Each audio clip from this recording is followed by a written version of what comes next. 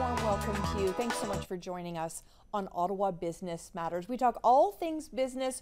We're hoping to inspire, inform, and influence. And of course, our president and CEO of the Ottawa Board of Trade is here, Sueling Ching. Hello. Hi, Sam. You're back with me again today. Thank you so much for being here. I want to focus today on really the small medium businesses that you know this city obviously is built on. There's so much there that you do for them as members of the Ottawa Board of Trade. Walk me through what your goal is there. Sure. So small medium enterprises, we call SMEs for short, they make up the majority of the businesses, not just in Ottawa, but across the country. So 99% of the businesses across the country are SMEs, and they employ over 90% of the population. So it's a huge economic impact. But in addition to that, those enterprises are community drivers, often, create culture, create neighborhoods, etc. So very important to our economy, but also to our communities. Boards of Trade and Chambers of Commerce across the board, probably the majority of our members, not unlike the stats I just shared with you, are SMEs as well. So a lot of the work we do is around how do we directly support them by providing information and resources, but by providing networking opportunities and the chance to promote their businesses. So a lot of the work we do is around that, but also the advocacy work that we do in terms of being a voice for business is around making sure that we're creating a competitive business environment, that we have policies and programs in place where a small business, all businesses of course, but small businesses can thrive. And then how do we help them promote themselves in a city, building a city where they're going to be successful as well. And every business you can imagine in this city, coast to coast, in terms of our own area here. We're going to be meeting Marc Plante a little bit later from Straight Jog Brewery, which is in Orleans. I mean, there's a business that's been going for a number of years, but people even in their own community is still getting to know that they're there. I mean, that's another big part of the work that you're doing, is making sure businesses are seen. Making sure they're seen, that they're well networked with each other, and that they have the opportunity to thrive. So I know a lot of businesses, they because of the nature of a small business, they are challenged differently than larger corporations. And so we look for ways to support them to promote their business, to make sure they have access to talent, and that they have the information they need, that they can leverage the opportunities that are in our community. So through procurement, through programs, and making sure that the community supports them through buy local campaigns and things like that. Let's talk about buy local, because we're going to talk a little bit in a little bit about hire local, which is obviously a big part of this. But buying local, I mean, whether that's in the community that you actually live in, or maybe it's a destination you're going to on the other side of the city, that buy local piece, that's been a big message you've sent. It always has been, I think, for Chambers of Commerce and Boards of Trade, is that buy local campaign. It was very big during the pandemic because we were reminded about how we are in control of our own economy and our own community, depending on those consumer choices that we make. So I think a few weeks ago we had Henry Akanko from Hire Immigrants Ottawa on, and he was talking about community wealth building initiatives. This is something that we work on with the United Way through the Buy Local campaign, through the Hire Local campaign. And so it's just this concept that by being connected with the people in our community, making sure that they have meaningful work, that they can take care of themselves, that we regenerate those dollars inside our whole community. And so, so it's critically important.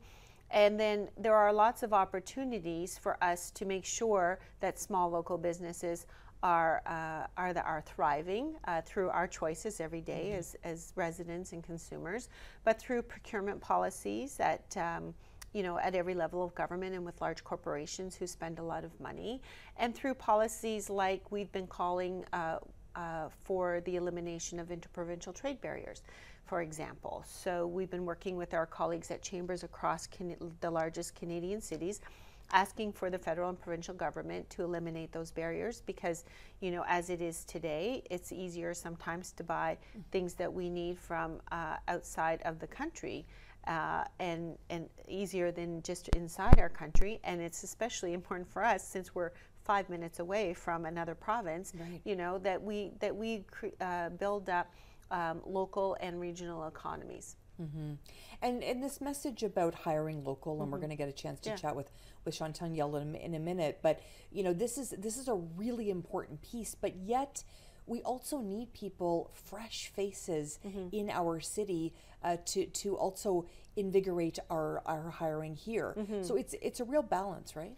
It's a real balance, but what we want is those fresh faces to become locals, right? We want them to stay here and be part of our community, and that's why it's so important for us to build up Ottawa as a diverse, welcoming community, so that the people that do come here, whether it's as a student or, you know, through our visitor economy, that they do feel welcome here. We talk a lot about people that bring a business to the city and grow it, and where they could go to another city. You've got your finger on the pulse of leaders in this city. Why did they stay here in this city? Well, I mean, there's, as you know, there's a million different stories, and I know that you know, we've been able to feature some wonderful entrepreneurs on this show, and so I think it changes for everyone. But I think if that's part of the work that we do at the Board of Trade, is make sure that this is an attractive place for people to do business, that we do promote Ottawa as a thriving business community, and a great place to open a business, but also to build a life. And so lifestyle, you know, promoting lifestyle and promoting Ottawa as a great place to live or go to school, that's a big part of what our economic agenda is now, because people can live anywhere and work anywhere, generally speaking, and so what we want is for people to understand that when you live in Ottawa and you have access to so many amenities that we have, cultural, music, to so much access to a great education system, a great healthcare system, to nature, you know, Gatineau Park and all of the wonderful amenities that we have in the outdoors here in sports.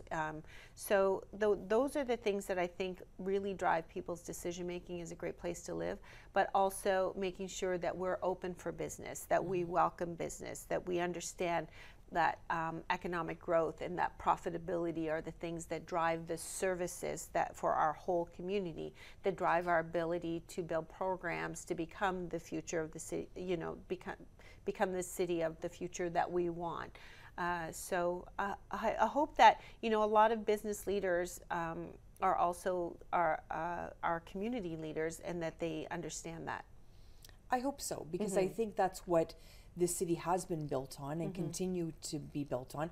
When we think about things that are really, you know, affecting everybody, everything from climate change to how we're going to use AI, I mean, those are things that have to be on our radar as well. We have to stay with the trends that are coming, right? We have to stay with the trends that are coming, and thank you for bringing up those specific things, because we have been doing some work in how do we support SMEs, which is our, you know, such a big and critical part of our communities. How do we enable them to take advantage of AI, you know, of what AI has to offer to build productivity, to drive innovation, and then in turn, how is that going to help us as a community and as a country? Same with, you know, our goals that we have around the environment. If we don't find a way to support small, medium enterprises to be a part of that conversation, we're not going to reach our goals. You know, they are a big part of our economy and our communities. So yeah, so we are seized with those conversations about how to support these entrepreneurs, but also how do we leverage their ingenuity, their grit, their innovation for our overall goals.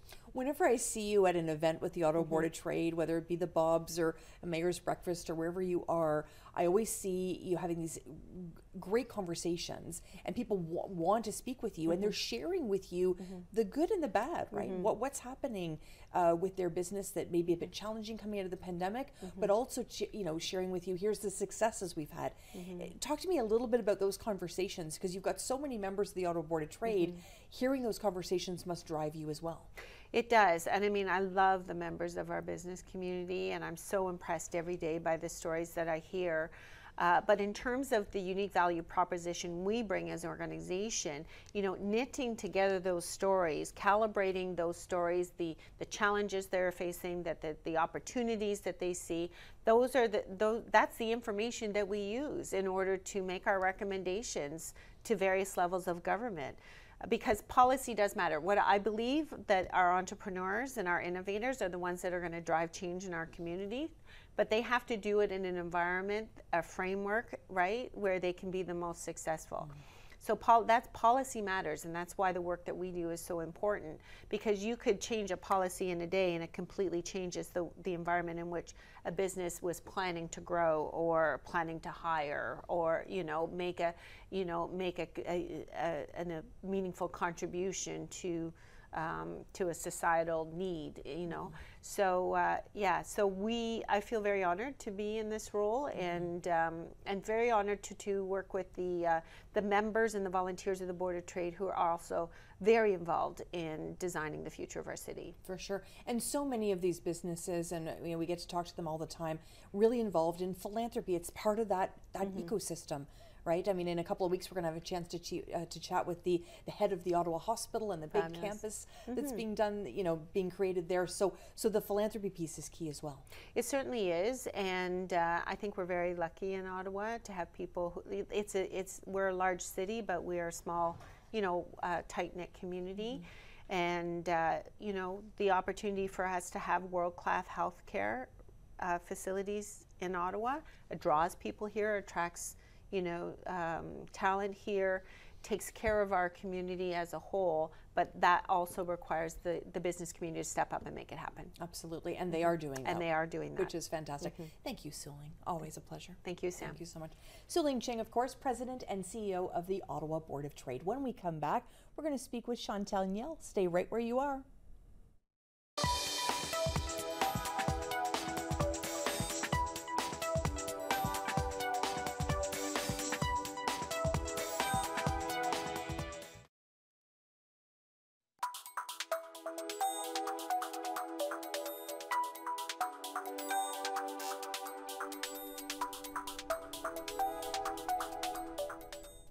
We're going to talk about a very important message today, and that is hiring local. So we brought in the one and only Chantal and Yelle. She, of course, is from Hire Local Ottawa. Hello, Chantal. Hello, Sam. It's great to have you here. I'm very honored to be here and represent Hire Local Ottawa. Thank you. It's such an important organization. It really is in your name, Hire Local Ottawa. Tell us what you do. Yes, absolutely. So basically, we're a consortium of the 4 post-secondary institutions.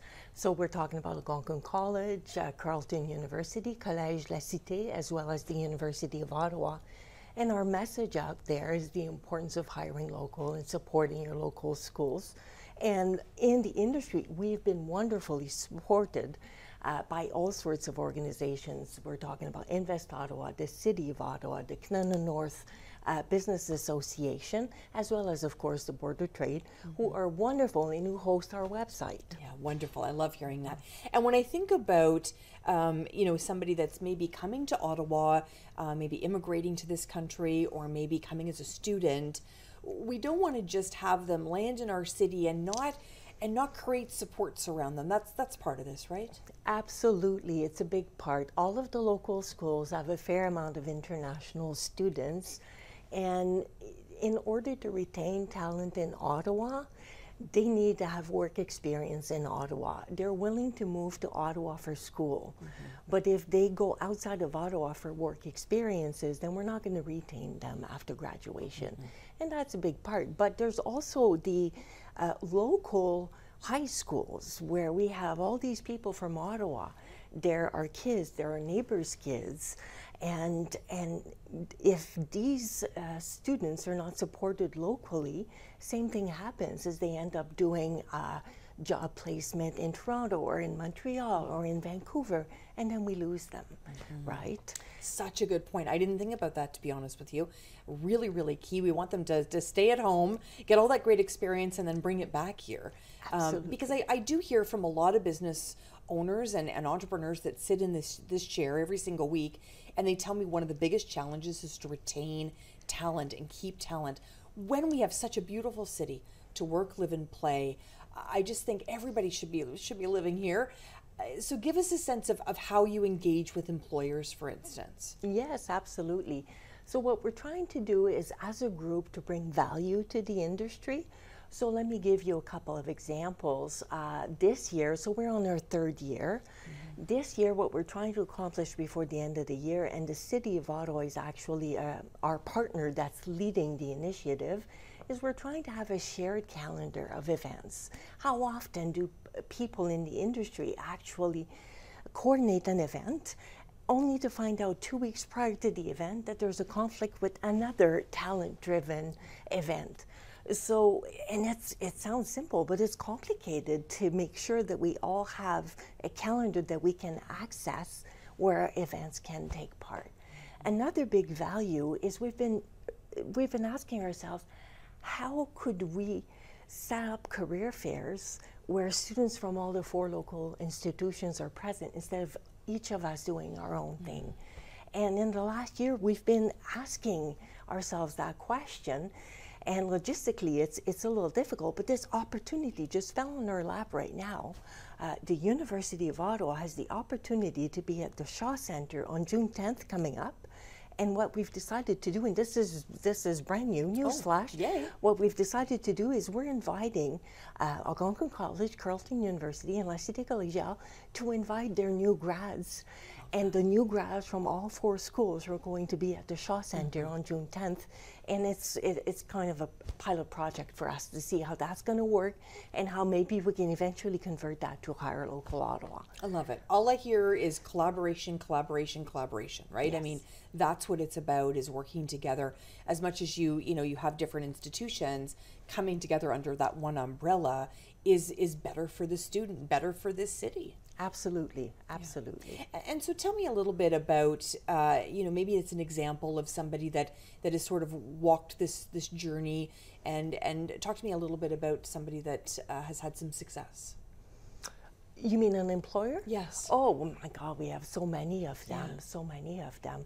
I think when employers hire local, what happens is the biggest, the reason that employers work with us is because they want to build a pipeline of talent that it can eventually convert to full-time hires. And I can give you an example. At the University of Ottawa, we survey our students after each co-op placement. And in the summer is where we have our seniors, so we ask them, do you have a job lined up for when you graduate? They have to go back to school for one more study term, but then they go in the industry. And of all the students who say they do, 95% is with the previous co-op employer. Oh, wow. So even right now, where the economy is a little softer and a little tighter and it's difficult and there are budget restraints and layoffs, co-op has to be part of the long-term strategy for talent. That's where you build your pipeline of talent. And if you don't have that pipeline there, if right now you decide, oh, I'm going to cut a few of my hiring for students, then when things ramp up again, you're not going to have that pipeline. And I think that's the biggest thing. And I can name tons of local employers that do business with all 4 of us local schools, the Nokias, the Sienas, the Ross Videos. They all do business with our schools, and they build their pipelines and convert students to full-time hires. Where does your passion come from for this work? You know, I've been 10 years at the co-op program at the University of Ottawa, and Hire Local is, I feel like it's my baby too. And it's making a difference. I love Ottawa. I'm born and raised here. I went to school here, and I just think that if we all work together, we make a better place for all of us to live in and do business in. Yeah, agreed. Beautifully said. The Ottawa Board of Trade is such a key partner in this, as we talked about. They are. Making sure to send that message about support local, hire local. Talk to me a little bit about the relationship you have with the Ottawa Board of Trade. The Board of Trade has been absolutely phenomenal. So when we all got together, the 4 schools, is we needed a neutral place to host our website. And by the way, our website is hirelocalottawa.ca. So the Board of Trade stepped up right away and said, we will host it. And so our landing page brings you to the Board of Trade, but that's where you can go in and see where all the 4 local schools are situated, where you can see who to reach out if you're looking for co-op hires, if you're looking for new grads or career centers. It's all in one place. So they have been phenomenal. They are super supportive in all sorts of different ways. Too long for me to name them all. Yeah, that's wonderful to see that kind of connection. Because I think when people think of the Ottawa Board of Trade, they may only think, oh, you know, it's an advocacy group or they put on events. I think you've sort of shared a completely different level of the work that they do today. Yes, and they believe in what we do. And what we love is the fact that they're okay that we extend the message from buy local to buy local and hire local. They're very really supportive. Important. And talk to me a little bit about if somebody's listening, watching us right now, and they're a student and they're feeling maybe kind of alone in this big city, what advice would you have for them? Well, right now I think a lot of students feel a little unnerved because they're trying to find co-op placements for the summer or a summer job if they're not part of a co-op program, and the market is really, really tough. So what I want them to know is it's not their fault. It just happens to be a tougher marketplace right now. It's definitely not their fault, and we're doing everything that we can to help, whether it be within our co-op programs at the 4 schools or within our career services, who usually serve everyone at the schools. We're doing and they should not worry. We continue to work with the industry to try and bring in as many jobs as possible. Just being here in your green room, I might have 2 new opportunities that I'll be able to bring forth. So it's wonderful to be able to do that. I love that. I love connecting people. I think it's fantastic. So is there any industry that is really needing people? Is there a sector and industry that you feel is in the most need of students? Yes, well, definitely everything that's cybersecurity and AI right now is huge. But I think that more and more the industries have been open to hiring students that are maybe completely studying in a field that's a bit unrelated to what they do, because soft skills are so important, transferable skills are so important. So really nowadays we see like students in finance doing placements in different sectors, and students in engineering doing placements where traditionally we'd only have business students, for example, things like that. So really, and we have students for all the different programs available between us 4 schools. Where do you see Hire Local Ottawa in a decade? Oh my. In a decade, I think that we will have a really strong message that will be consistent and everyone will know who we are. And hopefully everyone's going to wear one of these t-shirts and proudly showcase that they are hiring local and believing in what we're doing. What I would love to see in 10 years is that we will have fairs for all of us together as a group consistently, not just one for new grad here and there. I think that there's power in us all being together. Yeah, it's collaboration again, right? Absolutely. Yeah. And you just feel so hopeful, and there's such a beautiful energy around the work that you're doing. Is the team feeling the same way? Oh, absolutely. We work with Algonquin College. I believe that you know Matt, with Carleton, with Collège La Cité. And we're also, it's funny you should say that, because this is kind of something we do over and above our work, right? But we are also passionate about it. In our meetings, we're all saying, no, we can't let this go. We have to build up, build up, build up. I think what's important for us is to have a very consistent message out there. It doesn't need to be over the top, right? We just need to have a consistent message of the importance for the local economy. If we've inspired someone today, are they reaching out to you? Are they reaching out through the website? Both. I'm okay with that. I'm on LinkedIn, Chantal Yelle, and also hirelocalottawa.ca, and in French, recruterlocalement.ottawa.ca. Beautifully said. It's wonderful to spend time with you. I learned a lot from you today, and I'm hoping that we've inspired someone to reach out to you. And the show is all about influencing, informing, and inspiring. And I think we've done all that with you today. Thank you so much, Chantal. I appreciate your time very much. Chantal Yelle joining us today from Hire Local Ottawa. When we come back, Kathryn Tremblay is going to be here, and then Marc Plante. So stay with us on Ottawa Business Matters.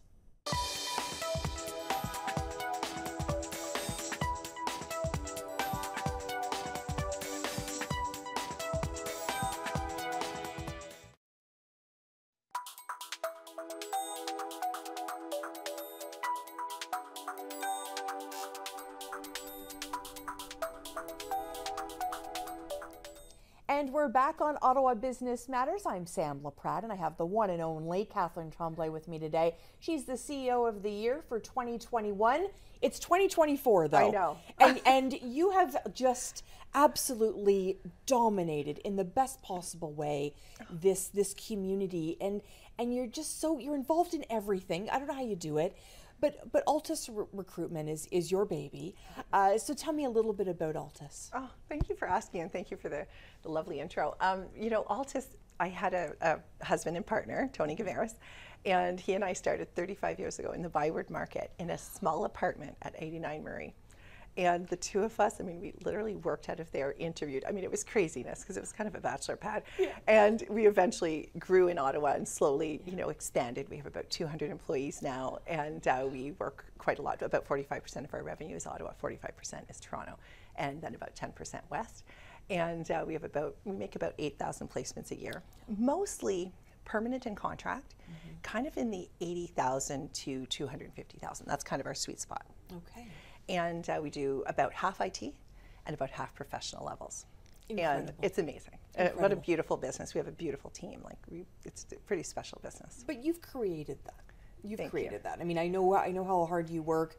You're involved, like I said, you're involved in so much. I go to a gala, there's Kathryn. I go to a fundraising event, there's Kathryn. I mean, you really are everywhere.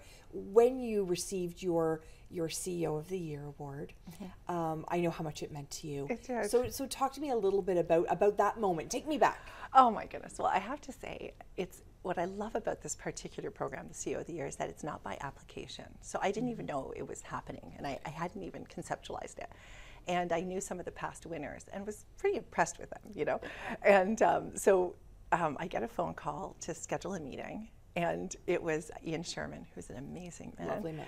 And he said, you know, and actually Michael Curran as well from the Ottawa Business Journal, and they had said, we have the best news for you. I'm like, oh, like I actually didn't know what the call was about.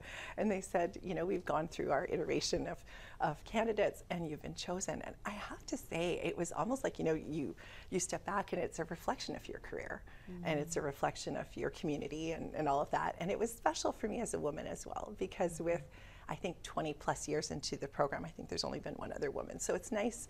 I got messages from moms saying, I took the article and I put it on my fridge, and I said, you know, you can be that. You can be from Ottawa. You can be a little girl, and you have this talent ahead of you. So I found that very special. And I also found it elevated some of my relationships with people that maybe it opened a few doors that I didn't know I wanted to open, but that were really special around, you know, newcomers, or the work that the city's doing, the work that OBOT is doing. Like, it just reconnected me with people that I was connected with, but it deepened it a little bit. For sure. That's special. Is it also a responsibility when you receive that award that you know, that you also help lift others, which you do beautifully, but it's also a responsibility? Well, I honor you for saying it, because we have a responsibility. You take your responsibility in the community, elevating voices, very seriously, and I do too. And the responsibility goes back to almost everyone in our community that has a need, and it could be students and youth that really need employment. It could be newcomers trying to settle into the city, and you know, Sueling was talking about welcoming our newcomers and really helping them integrate. How important is that? But then as a leader, really showing up around the future of work and how we're upskilling and training our teams to make sure that they're ready for the changes that are coming. It's not easy, right? We don't know what the change is going to be, but we're participating in what that could be. So the responsibility to the community, to those that are somewhat more disadvantaged and need a little extra help, but then also to our existing workforce. Like, we all have to grow together, right? Yeah. So yeah, really well said. Absolutely. And when I think about women in leadership, and you know, when I get introduced to an event, oh, Sam, you know, she's a community leader, she's an entrepreneur, I feel still a little bit uncomfortable about the word leadership as a woman. And I don't know where that comes from, so probably some therapy required there. But I don't think I'm alone in that. I think a lot of women think that they want to sort of tap down that part of the leadership piece, and they just want to do their work. But seeing other women leaders is so key. It really is, and you know, thank you for bringing that up. I was uncomfortable for a long time talking about being a woman leader, and in fact, I really hit it. And I didn't participate as actively because I felt like, I don't know, just I had a business partner who was male, and I kind of, I don't know, almost allowed a little bit of a shadow, even though it wasn't from him or from the community, it was really inside me. And after Tony passed away, it really forced me to have to say, oh, like, I'm it. So I've got to step into the role whether I want to or not. And there have been moments that I've been uncomfortable. Even when I won CEO of the Year and I thought it was such an honor, I felt like, well, do I deserve this? Am I good enough? And what about the others who might be better? Like, you do all that self-talk, but then really we have to change that narrative because that's how our future women will be where they need to be. And I have this amazing CEO group that I work with. And I realized at that time that despite being almost all men, and one other woman in a group of 16, I realized that we need to get more women to the table because that's how we change the narrative of, oh, I can't do this, or maybe I'm not good enough. You know, all those self-talk that we all have. I think men have it too. So we all have that kind of negative self-talk, and we have to control our thoughts, don't we, to really show up for women and for everyone who 100%. Needs us there. About 5 years ago, somebody said, oh, you have imposter syndrome. And I'm like, what is that? There's a thing? Well, I need to know there's a thing, right? So I think it's important to have those open conversations. What would you say to Kathryn Tremblay 30 years ago? You know, I wish I would have leaned in a little bit more to those that had offered help. It took me a long time to realize that it was okay to say, yeah, I don't know anything about this. Can you come coach me? Almost like I'll mentor and coach you, but I need it too. And I think in that imposter syndrome, I was a little bit afraid of maybe admitting what I didn't know. And today it's the polar opposite. I'm so happy to call someone and say, you know, I haven't done this before. Can you coach me through it? You know, change management is a big thing right now. Mental health is huge in the workplace. I wasn't trained in mental health. So I need to seek help from other leaders to say, what are you doing about mental health in the workplace? You know, how are you navigating change? And how are you preparing for AI? And I think if I could talk to myself 30 years ago, I would have been I wish I could have stepped into saying, I need to talk this out, or can you share your program with me? You've already done the work, you know, and that would be to all leaders and to all young people to say it's okay to admit what you don't know and just put your hand up and say, coach me, talk to me. Tonight I'm having dinner with a young woman who chose me as her coach, and I see her about once every 3 months, and we talk through her career and how she's building it. It's a 2-hour meeting. What a beautiful thing. Ask for that mentor, you know? And I often hear from people saying they get more out of it yes. by being the mentor as opposed to true. the mentee. Yeah, so I think that's lovely. What would you say to someone that's looking for a position right now? You talked about that sweet spot being, you know, for hiring for you, 80,000 to 250,000, which some people are listening to and watching us right now going, oh my gosh, I'd love to be in that bracket. So walk us through what it would mean to kind of get into that bracket. Yeah. What are you looking for? What are you seeing? Oh my goodness, what a big question, important question. One of the things I'm seeing is a lot of career changers. I mean, so many people saying, I chose this career and I'm just really not sure it's causing the happiness that I'm looking for, so they're changing careers. And the thing about changing careers is the admittance to ourselves that we have to do a little bit more education. There are so many free online courses right now to really go lean in, Coursera and all those programs, like to really make your resume stand out, to be extra special. Ask for those mentors, people that are trying to elevate their careers to help them get there. Really leaning into technology, and I know everybody is, but there's one thing to say, oh, I'm interested in technology versus, no, I'm going to take a course, I'm going to mentor with someone, I'm going to practice the skills I don't have, and really leaning in and not being afraid of that. And then opening the network. Look, that's one of the beautiful things about the Ottawa Board of Trade. It's such an opportunity to meet people. Get out there. You can be a young person, go shake hands, go ask for help. Hey, Kathryn, you know, I'm having trouble career changing. How can you help me? And then for those that are in that earlier stage of their career, they're in that 40 to 80,000. They're trying to build that next step and they're struggling a little bit because it is hard. It's hard to break through, right? Is working on that imposter syndrome, working on the network, because to say I have no network and I'm trying to build a career, that's why it's harder for newcomers. They don't know enough people, but there are all these different centers and organizations and going and getting help from those that can make a difference. Yeah, it's so important. And when you're recruiting for positions, times have changed, obviously. I mean, with the pandemic, a lot of those interviews will be done virtually, and a lot of times, the first interview in a series is going to be virtually. Any tips for us? Oh my goodness, yes, of course. We do have something on our blog around preparing for it, but it really is essential. The quiet in the home. Preparing as if it was a physical interview, making sure there's nothing distracting around you, putting light in front of yourself. Go grab a lamp, put it in front of yourself so your face lights up. keeping your eyes connected. Get your phone off your desk, because you see people look down at their phone during an interview and you're like, really, seriously? Really leaning in and looking at the interviewer as they're asking the question, really staying present to providing the full answer. I find virtually, we're having this great conversation, but if this was virtual, would it be as expansive? Right. So answering the question, not like, yes, I've done that. No, like really looking at your achievements in the area. What have you done? How many years experience? What was the challenge you faced? How did you overcome it? Like really providing the full scope of an answer is just so important. And preparing for that, right? Interview prep is really key. 100%. I mean, I've been involved in lots of hiring, and you can see people that are really engaged and want to be there. Yes. And it is so clear when someone's not engaged. I mean, it's like a big red flag, right? So, Sam, I'm going to add one more point. Yeah, I love when a candidate says, I'm really interested in this position. I'm interested in your company. I'm interested in the industry. I want to work in Ottawa or wherever the position is. Like, it's really beautiful when someone makes the statement that they want you. 100%. Sometimes people are a bit aloof. It's not a time to be aloof. It's time to lean in and say, I want this position. I'm interested. We only have about a minute, but bust a myth for me about hiring. Is there something that you just think, oh, everyone's got to know this? Oh, a myth about hiring. I mean, there probably would be quite a few, but one thing is that people think I'm not going to submit my resume for a position because I don't have everything. I see that especially for women, and especially for those who might represent the BIPOC community, where there's a little bit of a hesitation. Whereas other times, other people apply to everything. Apply to everything and make the statement of why you might be the right candidate, even if you're lacking 2 years experience, you're lacking a technology. Show what you can do, because as a hiring person, you're interested in that person's behaviors, their communication skills, their care, their attitude. It's so much more. So the myth might be that we think we have to have it all on a piece of paper. The piece of paper means less than ever. It's really, how are you showing up? Are you showing empathy? Are you showing care? What have you done to prepare for this interview?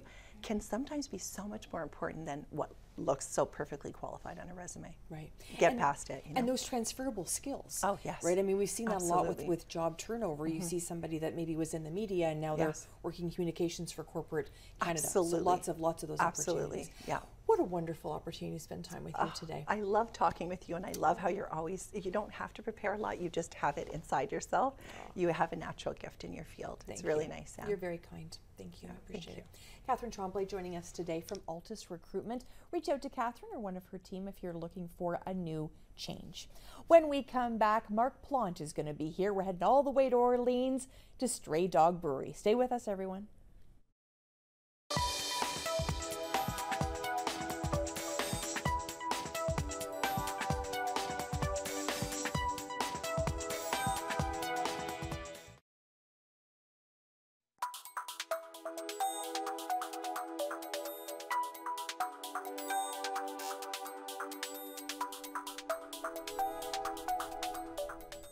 He's creative, he's innovative, and he's here with me now. Marc Plante joins us from Stray Dog Brewery. Hello, my friend. Hello, Sam. How are you? I'm fantastic. I'm just going to start off and say we went to high school together. Correct. Now, we did the math, but we're just going to keep that math between you and I, right? Which is not even my strong suit, but this one was good. I can do this. Yeah, exactly. It's great to have you here. And it's been so fun to watch your journey to entrepreneurship, because I saw you in the early days and I thought, oh my gosh, he's got so much creativity and so much drive, and you made it through a pandemic, my friend, as an entrepreneur. So congratulations there. Thank you very much. But take me back. How did it all start? To get into entrepreneurship, honestly, I mean, it was never even written in the yearbook. Yeah. I think it was most likely to fail at whatever. But no, actually, I started off as a home brewer. And I just fell in love with the hobby, actually, and it just grew into a passion. I was very fortunate enough to actually meet my now business partner and really good friend, Justin McNeil, also a home brewer. And we had a third partner at the time that we met, Jen Brisebois. And collectively, we just came up with this amazing concept. We realized that there was a gap in Orleans where this was, like, I would say just before the actual peak of the craft beer movement in Ontario, where one was opening up every sort of 3 months. Living in Orleans, population of at the time 124,000 people, not one microbrewery. And so we kind of looked at it ourselves and said, well, why not us? Why can't we do this? And so I liked my job at the time that I had before opening up Stray Dog, but I didn't love it.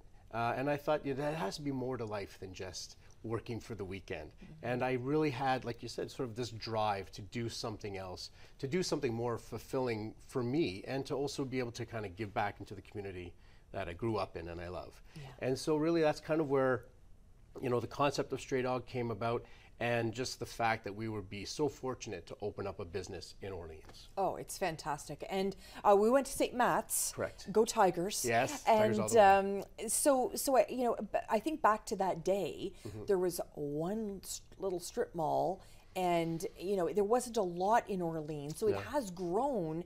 But what I love now is that, and you've had many people from Orleans sort of find you and say, well, I can stay in my own community, have a couple of beers, connect with people. That's been a big change in Orleans. It has, yeah, and I think it's our brewery is sort of an example of that, where I look at ourselves as a community hub. It's a place for people to gather. Over beers is the best social lubricant in my opinion, But it has become something where people can gather and hang out, whether, that could also be a coffee shop, could be the library. I mean, we have all of these wonderful small local businesses that are not afraid to open up and give people that opportunity to come and gather and have those conversations and just really come together as a community. And I learned recently that you're a member of the Ottawa Board of Trade. Correct. And I think now there's a business that is, you've got lots going on. Why be a member? Why is that so important to you? Yeah, I've said it before, and again, I don't like relying on cliches, but a rising tide floats all boats, and I really do believe, and I think this kind of goes back to what I learned when I was in the public relations program at Algonquin College. I was never a big believer of volunteerism. I didn't understand the concept of working for free or giving my time for free until I took that program. And what I learned from that was building those connections, building that network of people. And so really, I mean, it just made a lot of sense for us, yeah, I don't know.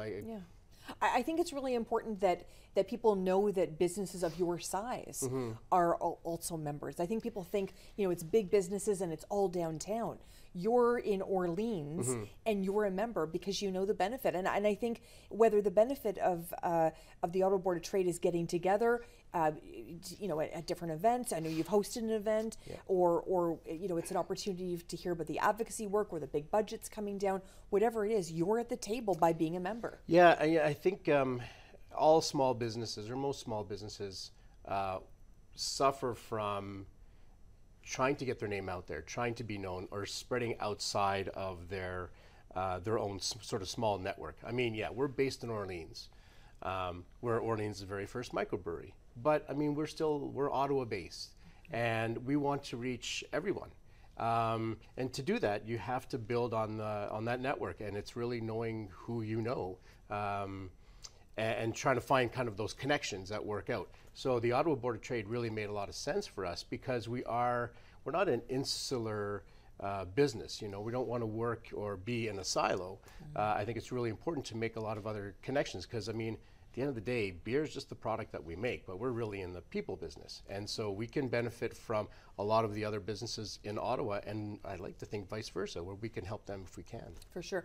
You have a great social media. You are really creative with what you've named your beers. You stay on trend. Thank you. Whether it be something the Prime Minister said or it's an eclipse, you're there capitalizing on that in the most beautiful way. Thanks. You've got, it's whether it be Dog Night, you've got our great friend Corey Yelle sometimes performing. So you really do live that community hub feel.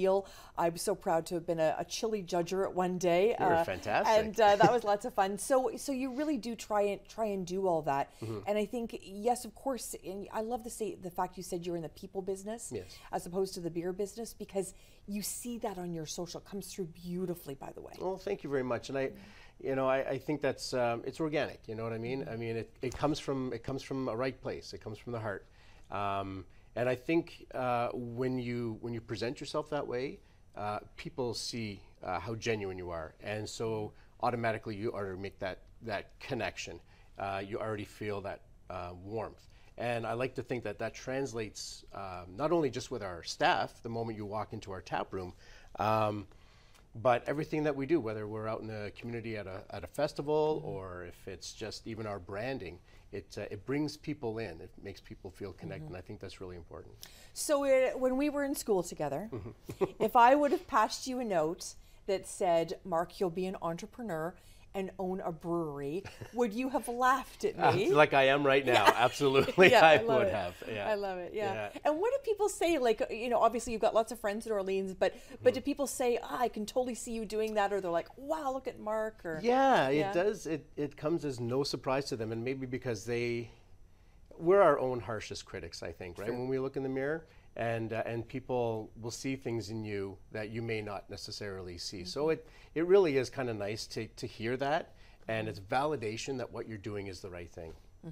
What would you say to a young entrepreneur today that's thinking that it's out of reach for them? Oh my gosh, honestly, like if you have a passion, if you have a love for something, I always say like tomorrow's never guaranteed. And you only, live every day like it's your last kind of thing. And so if you have a drive, if you have a passion, find something that makes you happy, and you will be so rewarded in so many different ways. And honestly, it's not a financial thing. It's internal happiness, and you're going to work 70, 80 hours a week, but you're going to do something that you love. And the rewards are sometimes they're not very tangible, but they're just there. And when you see somebody come in and you put a smile on their face, or you make them happy, or you see them enjoying your product, there's no better feeling in the world. So when you arrive in the morning, you put your key in the lock, it's a brand new day. What are the challenges? Making sure that we can turn the lights on again tomorrow. As you said, coming out of a pandemic, it's not easy, and I'll be very blunt about it. We all thought come 2022, I guess it was, maybe 23 even, that we'd all get back to 2019 levels. Everything was going to be back to normal. That's simply not the case. There's a lot more challenges that not only do small businesses face, but just everyday people face. And so it's just trying to find that delicate balance. In our business, all of our goods, all of our materials have gone up in price. The only thing that hasn't, though, is our product. Because, again, people are facing high cost of living. Beer's a luxury, and craft beer, for the most part, is even more of a luxury, right? So for me to kind of up our prices to sort of recoup that would probably, from a business perspective, make sense.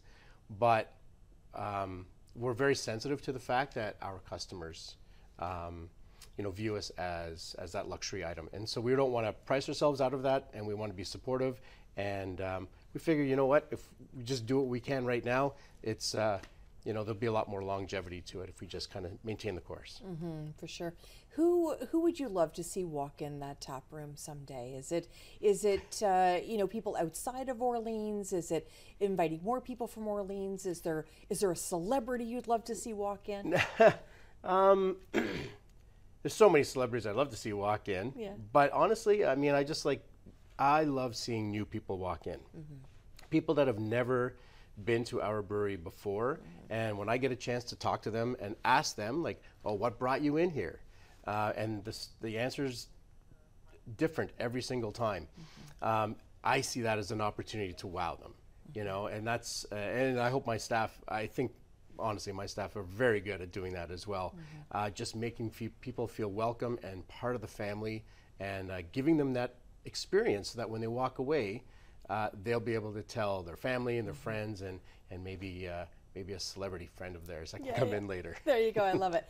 And you've got, we've only got about a minute, but we've got so many different kinds of beer. You've been very creative, as we mentioned earlier. Why that creativity? Why not just brew a beer? Beer is fun. Let's be honest. I mean, there's scotch and wine that is kind of more strict. And I'm not saying they're not fun, but maybe a little snobbish at times, which is okay. craft beer is meant to be fun. So whether it's the ingredients that we use or the visuals or the write-up or just even the way we present it, you know, that's what the craft beer industry is founded on, you know, and it's really supposed to appeal to everybody. So yeah, it's an opportunity for us to release our artist side. Why Stray Dog? Why did you name it Stray Dog? Honestly, it's a metaphor for life. So a lot of times we have these sort of chains that hold us back from what we truly desire in life. A stray dog is free to roam the world and chase whatever it wants. But we're scared sometimes of taking a risk to find out what the reward is. And so really, Stray Dog is sort of a reflection of that, where if you don't take a risk, you'll not know what that reward is. And as a side to that, I'd like to think that our brewery has become a home for strays. It's a place where people, if they don't know where they belong, they'll always feel welcome at Stray Dog. Okay, I have known you a very long time, and I've never asked you that question before. Really? And I'm so glad I asked it today. Well, thank you for asking. Because it's a beautiful name. Thank and you. I look at the name differently now, to be honest with you. Thank you. Now that I see it, you know, now that I know all of that, Yeah. it even means more. So yeah, it's not just about dogs. I wish you the best success ever. Well, thank you so much. And that means a lot. we literally have 10 seconds, but where are you in 10 years? I'm hoping I'm talking to you about our continued success and what we're doing in Ottawa. Yeah, me too. Yeah. Me too. Marc Plante, thank you so much. Thank you, Sam. Appreciate it very Appreciate much. it. Marc Plante, of course, from Stray Dog Brewery. You got to check him out. You got to go and visit. He'll be happy to see you and welcome you in with open arms. I'm Sam LaPrade. This is Ottawa Business Matters. Thank you so much for joining us. And remember, support local.